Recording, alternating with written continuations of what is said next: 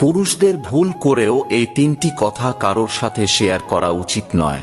স্বয়ং শ্রীকৃষ্ণের বলা আত্মসম্মান বজায় রেখে অপমান থেকে বাঁচার সেই তিনটি কথা জানার আগে শ্রীকৃষ্ণের ভক্তরা লাইক সাবস্ক্রাইব করে কমেন্টে হরে কৃষ্ণ লিখে দিন।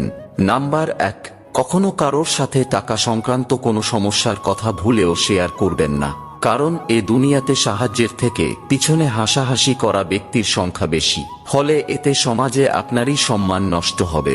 নাম্বার 2, পুরুষদের কখনোই বাইরের লোকেদের সামনে তার স্ত্রী বা সন্তানদের নিয়ে নিন্দা করা একদমই উচিত নয়, কারণ নিন্দা কথা আগুনের থেকেও বেশি ভয়ঙ্কর, একবার ছড়িয়ে পড়লে শেষ পর্যন্ত আপনারই ক্ষতি করবে। নাম্বার 3, আপনি যদি জীবনে কোনো কারণে কোনো অপমানের সম্মুখীন হন তাহলে তা গোপন রাখতে শিখুন, কারণ বন্ধু ভেবে আপনি যার সাথে এই কথা শেয়ার করছেন পরে শত্রু হয়ে সে এটাই আপনার বিরুদ্ধে ব্যবহার করতে পারে।